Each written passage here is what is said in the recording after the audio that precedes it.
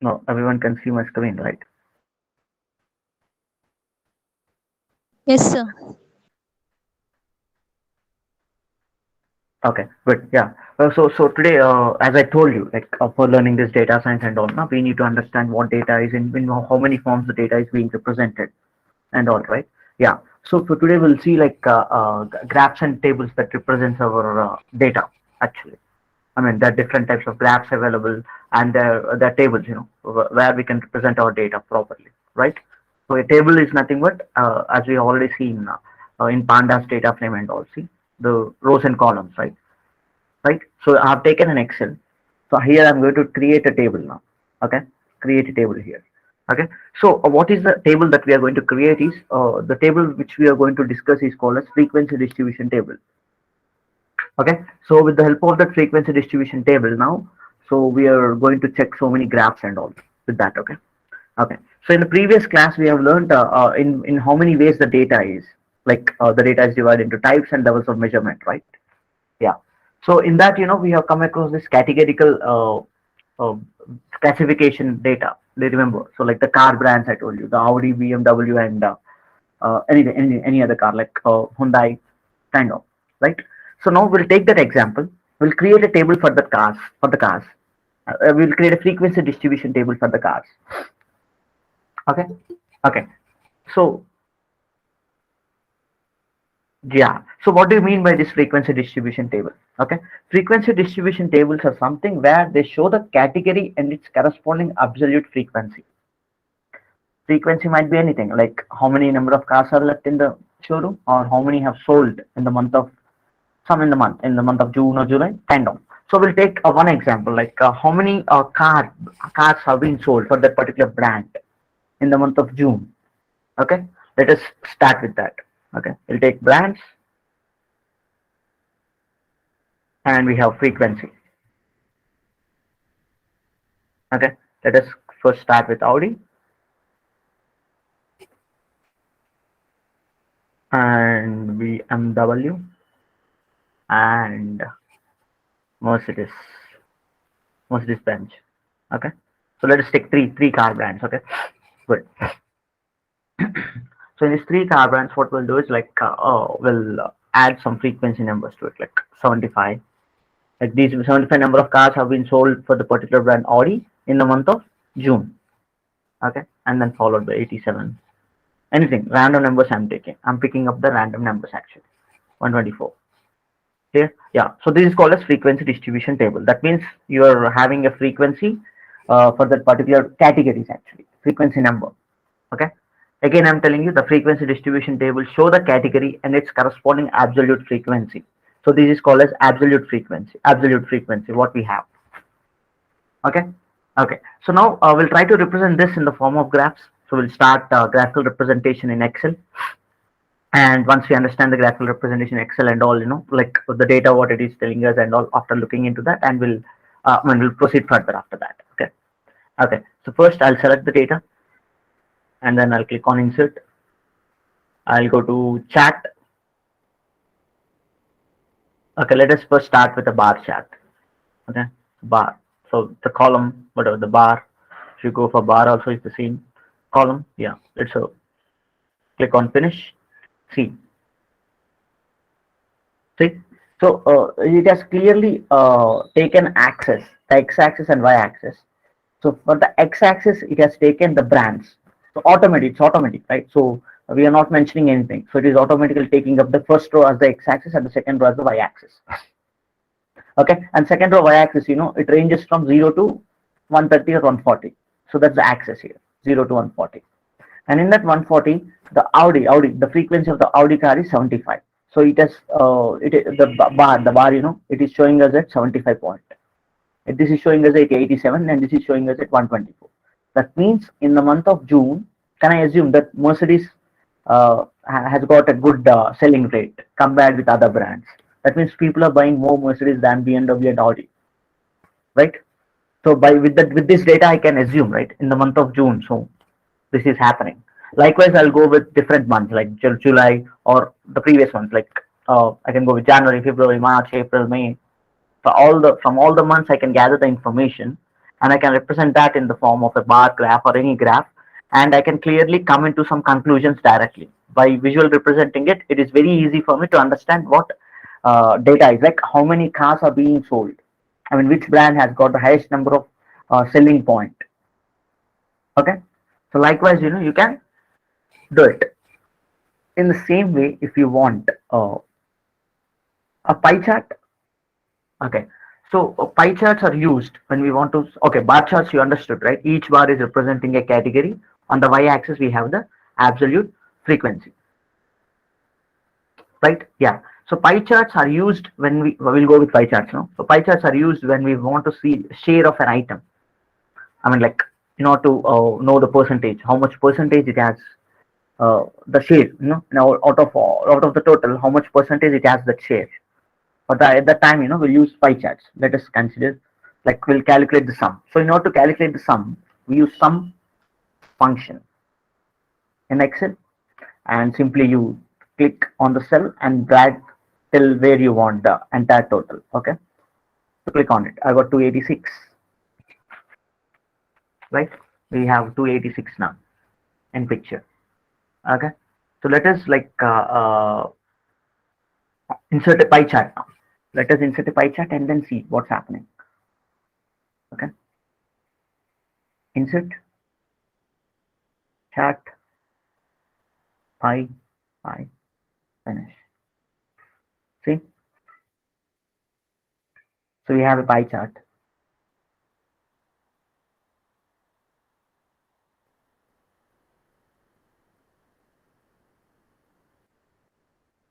See, we have pie chart, and you can clearly see the share of Mercedes is more, right, compared with this and this. I mean, the Audi and BMW. So how it is calculated in the percentages? I mean, how it is calculated the percentages and all. Have you got any idea on that? Anyone? Like how you calculate percentages for pie chart?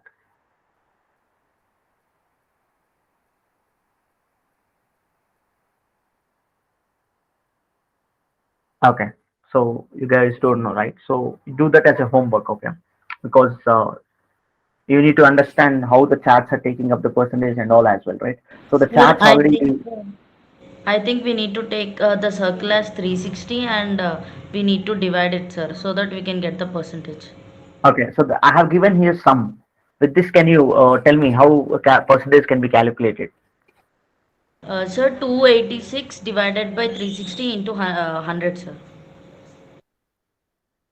Not exactly. See, so 360 degrees is okay. Okay, I mean, I can understand, but 360 degrees is not the right way.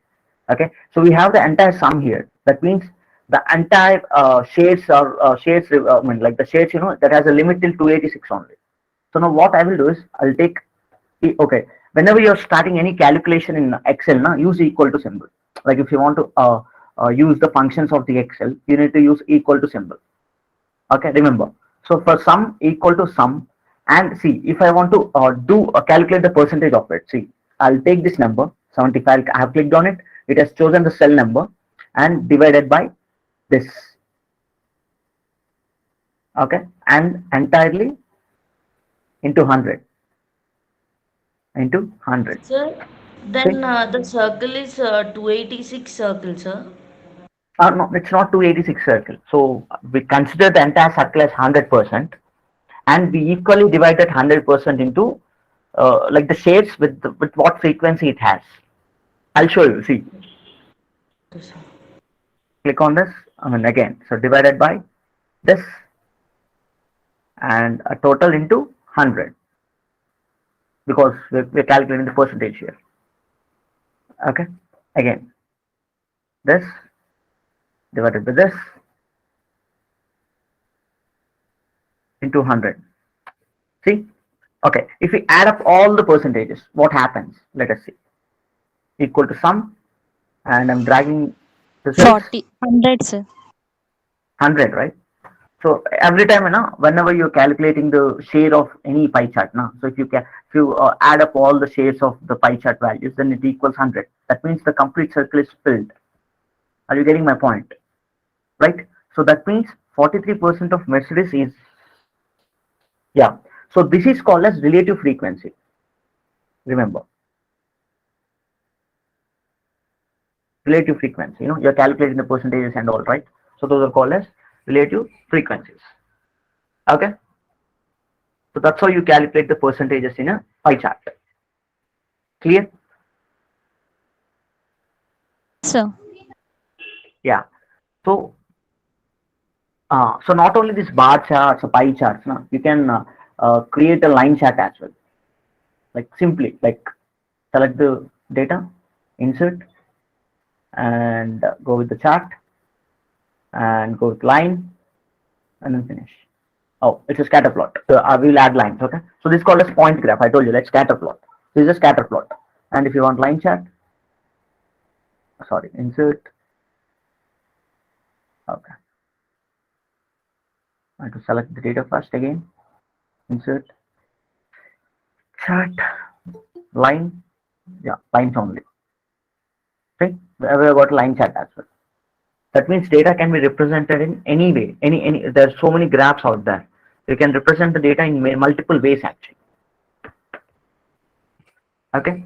So that's how you can represent what do we call the data in the form of graphs or something. Okay. Is that clear? Are we clear? Like, Yes, sir. okay. Okay. So relative frequency is something when you do the division actually. So once you are done with the division and all, if you add the percentage, it's a percentage of the frequency, what we are getting. So for with the percentage, we can generate a pie chart, and we know now how much share of pie chart does a particular brand have, right? So that's how you can create our pie charts or anything. Okay, and one more thing, like coming to histograms, like we have so many other graphs, I told you, right? So we have histograms also. Okay, I'm deleting all the graphs. I guess hope we are clear. And yeah, so take an example like this, not the brands one. You take any other example, like any like 5 to 6 categories, and then add some values to it, and draw like generate a bar chart, line chart, pie chart, scatter plot. Okay, that's your homework. Okay, so we will go to a different graph called histograms. Okay, histograms are something where you when the values are within the range or something, like it has a range, so it has a starting point and an ending point with a frequency. At that time, no, you we have these histogram values and all. Okay, is that clear? Like if you have the intervals and all, no, we do this histograms, for example. Okay, let us take yeah. So start point, and I'll take end point. Okay, so 1, 21, 41, 41 to 61, 61 to 81, and so on. Like how many you want, you can take it. Okay, and let us say that we have like the frequency. The frequency again, we'll choose some random numbers. Like let us consider like we have 2 at this range. The frequency is 2, 4, 3, 6, and 5. Oh, sorry. Yeah. So we have this frequency, and yeah. So frequency distribution tables. Okay. For numerical variables are different than ones for categorical, right? Now they are different. As you can see, they are different, right? So because the numbers and all are changing here, and the frequency distribution is different here because we have a starting point and ending point. Okay. Yeah. So now the table, what we are seeing is it is like showing us the interval and the absolute frequency, right? Yeah. So see, so we have these numbers and all, right? So I'll select this. Let us go for insert and then chart. Oh, I guess there is a histogram and all. I need to see one line, net column line.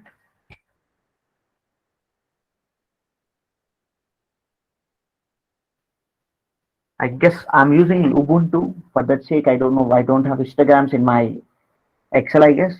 So if your time now guys, like check it in your Microsoft Excel, you will be having a histogram directly. I'm using Ubuntu, it's a different OS. That's why I can't see my histogram here. Oh no, net. There are no histograms for me. Okay.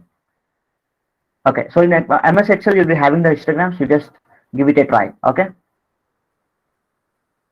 Yeah. So like give it a try of the histograms and all. Definitely you'll see it. The interval width and all. Na, it clearly it mentions up in the histogram.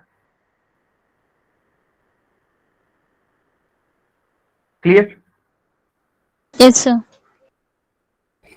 Okay, so we have one more chart called side by side bar charts. You know, in the we will have like side by side also we have some bar charts available. So we'll see. Like I'll take one example and I'll show you. Okay, what kind of example can we take? We need to consider the categories. Okay, we'll take the categories only.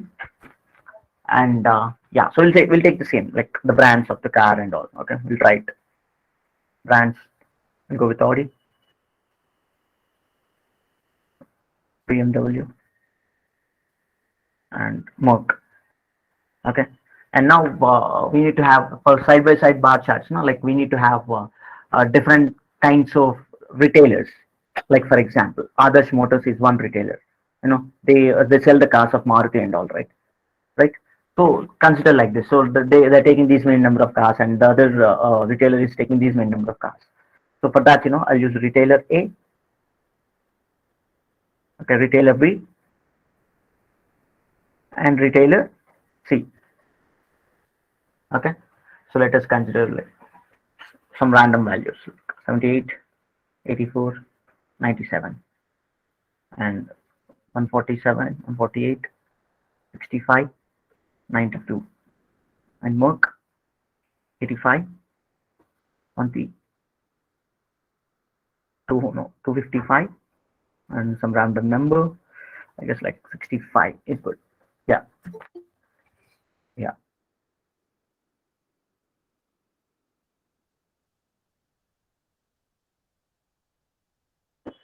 Okay. So now what I will do is I'll select all the graphs. I mean all the data points. Insert chat, and if I go to column, we have bar.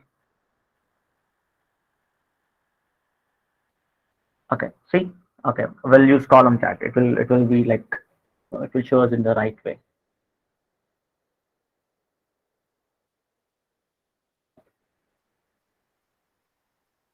Insert chat column finish. Yeah. See now. See. So the Audi. So retailer A is blue in color. Retailer B is an orange in color. Retailer C is yellow. Okay. As you can see, so the Audi car. I mean, the more number of cars the retailer C is buying. You know, the retailer C is buying for Audi. That means, you know, retailer C is good with Audi, right? That means he's selling more number of Audi cars and he's getting profit with Audi. Like in the same way for BMW, retailer A has the maximum number of cars. He's taking maximum number of cars every month. See, with this side by side also, we can get good information. Like by looking at the graph, I mean the representative, the graph itself, we can get so much of information, right? And see, the retailer B is for the Merc, you know, he has maximum number of cars. That means he's selling more number of cars. That way he's taking so many number of Mercs. See, so with this graph, you know, we can the Audi team or someone, you know, they can decide to which retailers, you know, they need to give more number of cars at the time and all, right? So with the graph, you know, people can view the things visually and they're coming into some summaries and all. Good. Did you get it?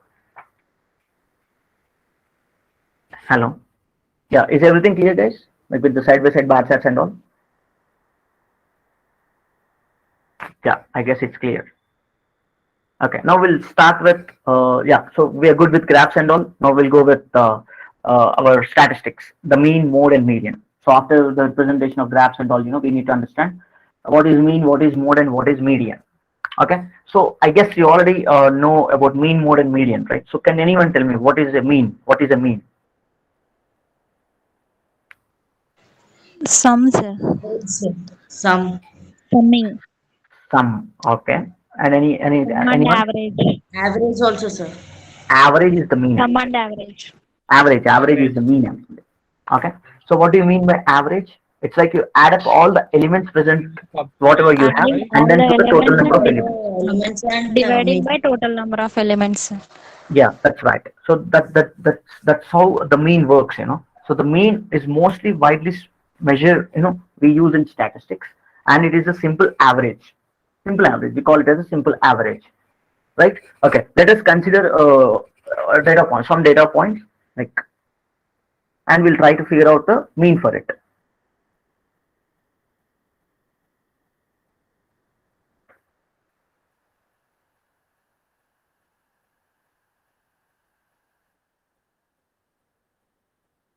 Okay, that's sufficient, I guess. Yeah. So in order to calculate the mean, the function in the Excel which we have is first start with the equal to symbol and then followed by average. Average, okay.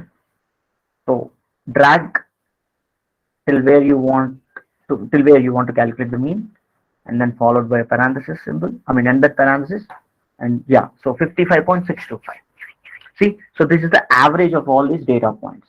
And whenever you're doing the average, now it automatically gives you the center point of all the points, right? That means mean is at the center. Are you getting it? Mean is at the center. Okay.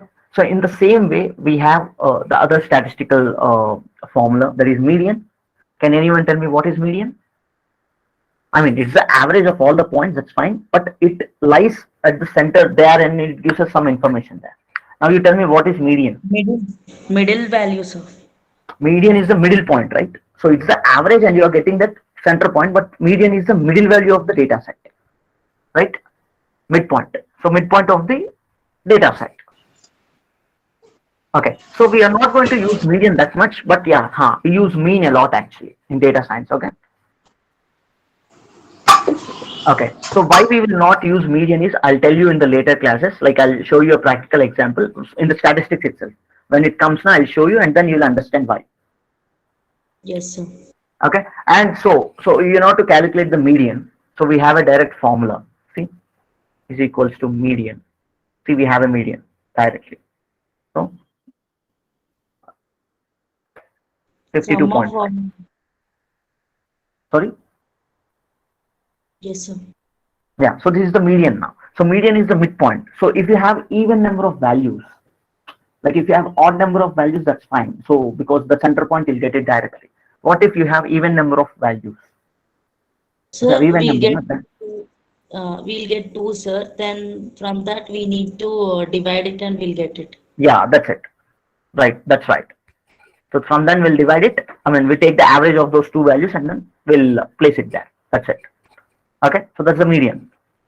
Okay, good. We are good with median as well. Can anyone tell me what is mode? Frequently occurring Appears most value. frequently in data Frequently occurring element in the is called as mode, right? mode. So wherever you find the frequently occurring element, like if the value is repeat, let's suppose in the data points, you know, here the 25 value is repeating. Okay, then that becomes our mode there. Okay, so we are not going to touch median anymore. I'll tell you why. Like once I show you some theory, then I can clearly explain you why we are not going to. I mean, like we are not going to use that much median and mode. We are going to use more mean itself to for the data science stuff and all. I'll tell you how. Okay, till then, yeah. So are we good? Like, are we good with mean, mode, and median? Everyone is clear with mean, mode, and median, right? Yes, sir. Okay. So The next topic what we are going to look at is skewness. Skewness. So, do you know about skewness? So this comes in statistics again. Yeah, no, I guess. Okay, fine. So skewness is a measure of asymmetry. Asymmetry. That means, you know, so every time whenever you deal with the data set, na, you make sure you create the data set in a symmetrical way. If it is not in a symmetrical way, then see, if it is not in a symmetrical way, if it is not in a proper symmetrical way, that means the data points has got outliers present in it. Outliers. This is a new term again. Outliers. Okay. So what do you mean by this outlier? Outliers are something where it doesn't belong to a particular branch of data points. So it's a different point outside of the entire group. No? So suppose consider like 1 to 5 data points are in a group. That means they are closely in the group. And if the sixth data point is like 200 or 250, and it is outside that group, right? So we call that as an outlier.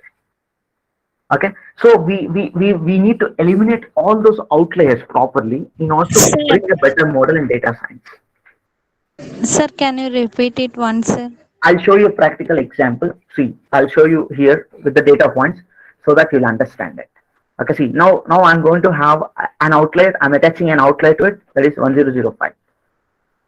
Okay, see, if I plot a graph, plot a graph.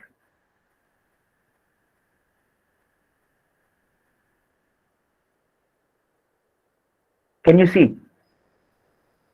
So Yes. 1 to 8 data points belong to the same group because they're in that range only, right? In the same range. And this is an outlier. This is an exception. This doesn't have any value with this data points, right? So we need to eliminate these kind of outliers actually, because if you don't eliminate the outliers now, so machine will be learning this only, this pattern. Like from 1 to 8 data points, immediately at 9th data point it gives a spike for us, which is not good. So this is an exception actually. Outlier is something which is an exception. So in the first class of data science, do you remember I told you like how much garbage you give inside the machine, that much garbage output will be out, right? So that means this is a garbage value. If you are sending this kind of pattern into the machine, it understands that pattern only. See, the way you are training the machine, the way only it understands, right? So that means we don't want this kind of outlier present in the data. So we will eliminate these outliers. So before eliminating these outliers, now we need to understand whether the graph is in a symmetrical way or not. See, since we have only 10 data points, it's very easy for us to understand. Like by looking at it, 1005 is something value which is different from all the group. So it contains one outlier. But if there are so many millions of data points, how we are going to how we are going to conclude that there are outliers present in the data or not? Okay, so that's where skewness comes in picture. Okay, see, skewness comes in picture. So we are going to use the skewness formula directly by using Excel, and then we are going to define the whether it has outliers or not. Okay, so skewness has two values, that is the positive skewness and the negative skewness. Okay, positive skewness, from the positive skewness you can understand the outliers, they are present towards the right. It has outliers in the positive way it is present, and towards the right it is present. And negative skewness means that the outliers are to the left. Okay, let us calculate the skewness and you will understand it. Okay, I'll take equal to symbol again. I'll use skew, and then I'll do it. I'll drag. See, 2.96. So it's not close to 0, right? It's 2.96. It means the outlier is present towards the right. So from the left you're going down, right? You're going down the graph, right? As we already seen the line chart, so you can see that there is a outlier present towards the right? Yeah. See, scatter plot. See, an outlier is present towards the right here. Okay. What if I change the value? And here I'm going to type 1005. Okay.